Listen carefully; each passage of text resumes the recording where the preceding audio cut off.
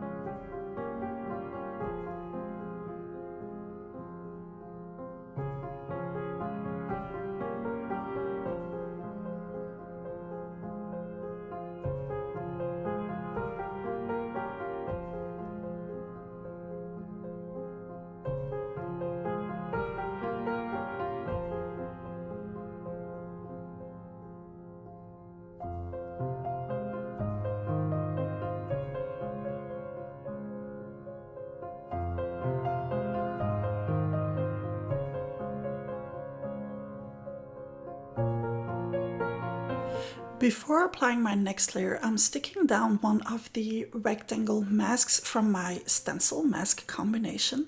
Now these have a little opening in the center which allow you to stick them down with some washi tape. Super easy, and then you can apply whatever it is you want to apply over them and they just won't move. What I'm applying is again some more grunge paste so that the center of my spread and the edges form one grungy unity.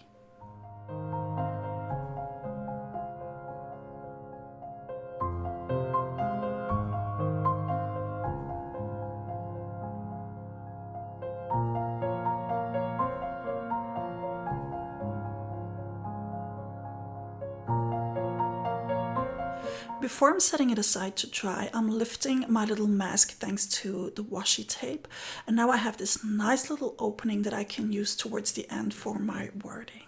I left it aside to dry before applying a bit of fresco finish snowflake because the grunge paste has a bit of an off-white color and I want to start with white in the center.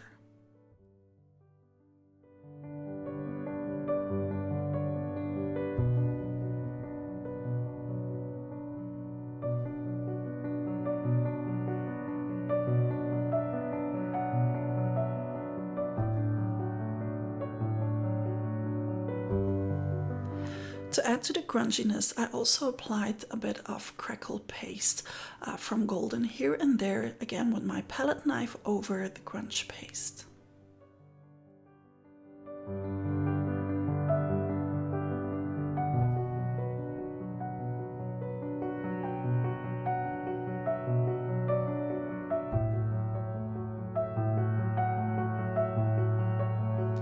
Before starting to have fun with color, I'm placing my mask back in the little rectangle because I want that one to remain white until the end. I'm using a couple of things to apply color. Infusions from Paper Artsy, Lindy's Gang sprays colors, and then also some water to blend everything around.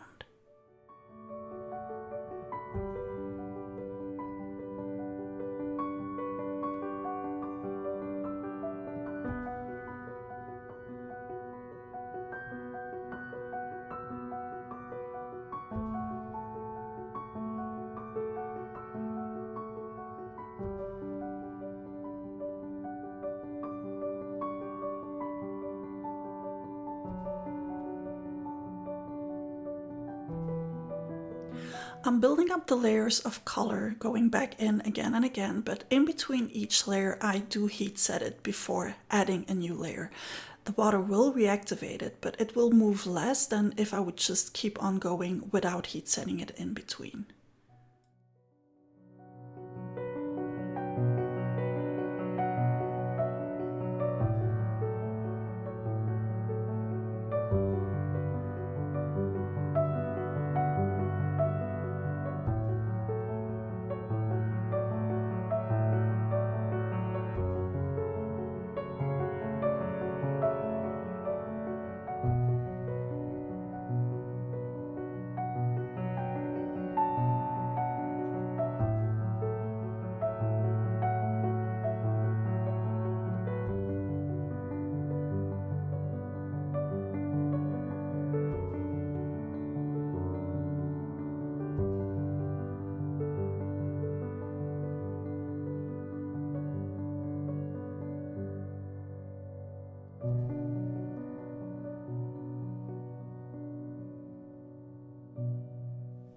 One of the upsides of using the little mask is that it prevents the color underneath from drying, which will come in handy a bit later.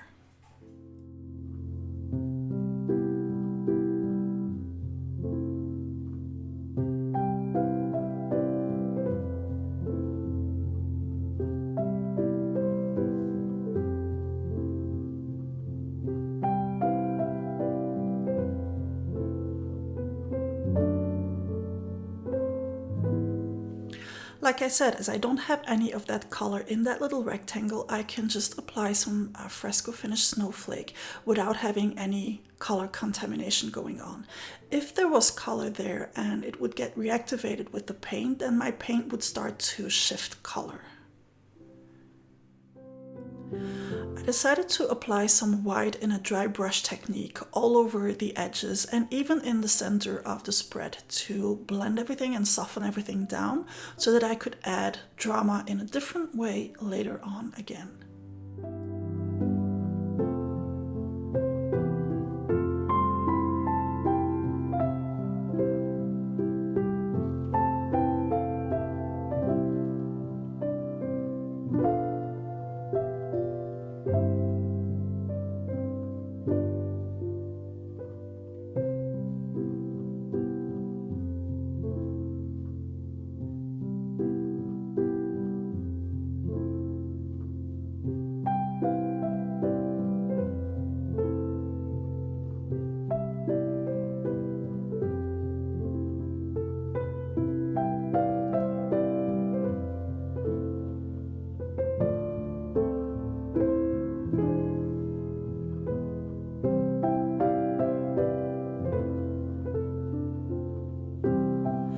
I repeated the exact same process on the other side of the spread and decided that it was then time for some stamping. So I took one of the stamps from my FP002 stamp set, which is one of the new designs that I did for Paper Artsy, and stamped it randomly in the center of the spread.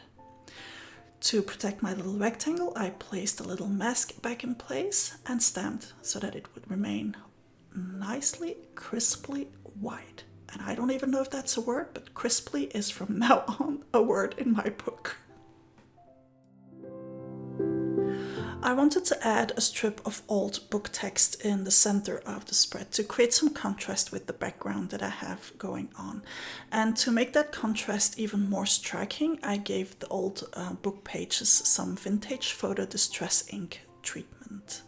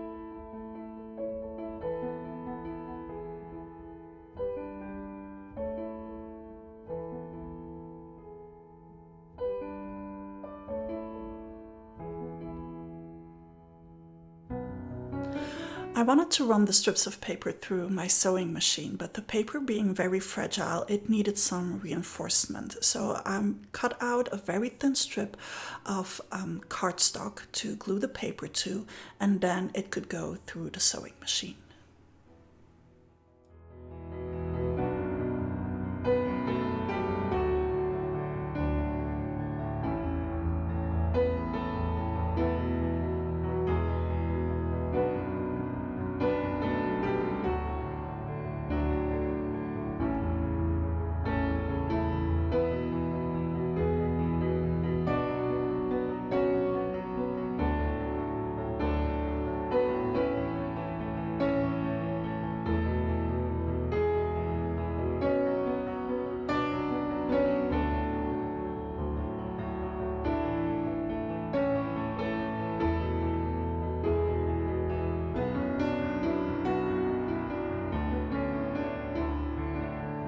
To make sure that the thread would stay in place, I'm just pulling it to the front and then tying a little knot in the thread.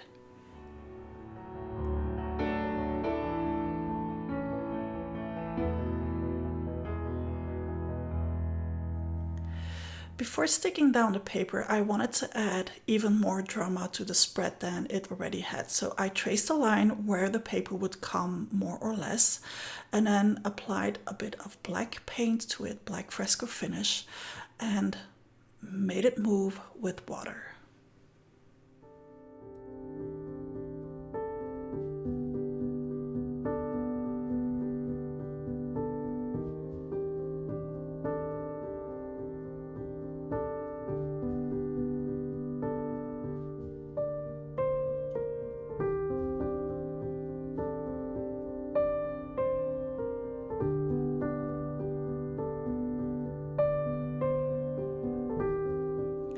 Now, if that's not drama, I don't know what it is.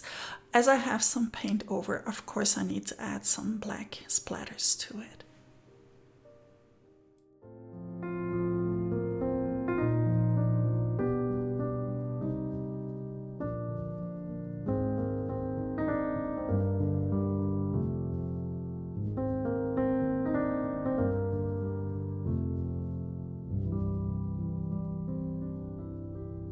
Because I have a lot of texture on my spread and because of the thread in the paper, I'm using heavy gel medium to stick it in place.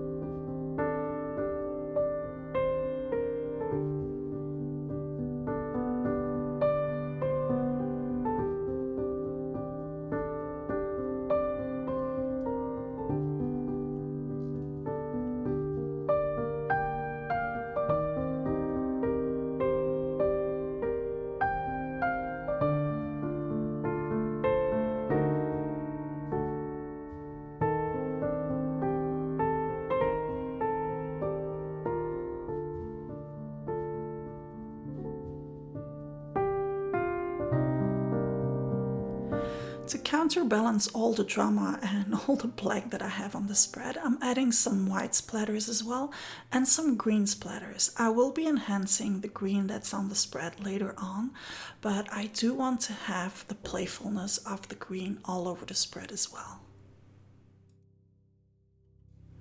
For the wording, I decided to use one of my Butterfly Whispers mixed media sticker sheets, and this quote says, "Just enough madness," which I think perfectly matches what I had to say in this spread. And to make it work with the rest of the spread, I'm giving it a hint of color using Neo Colors too.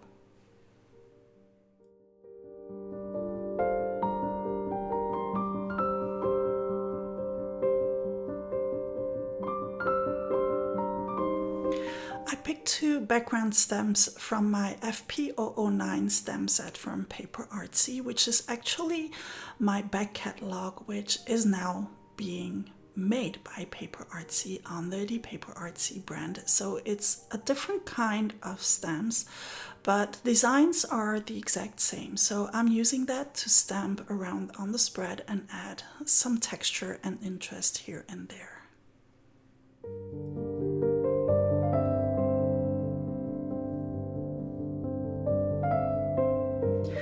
I did change a couple of things on a couple of the back catalog stem set. Among other, this little fellow, which is like this grungy line, which is very interesting for this kind of design. Now, as I have the blackness on the spread and it is adding that interesting drama, I wanted to have that go on around the word as well. So I used my water-soluble charcoal pencil and blended it again with some water to make it work with the rest of the spread. I added a tiny bit of Distress ink back on the paper to make it a bit more warm and standing out from the spread. I traced one of the circles of my circle stencil with the same charcoal pencil, which as you can see is water soluble, and then played around with water to blend the circle around I think that adding this touch to the spread was adding a little bit of peace and quiet among all the chaos that I have going on the spread. Sometimes chaos is what needs to come out, and that's okay, but I always look for little things that can put some calmness into it and attract the eye to the focal point.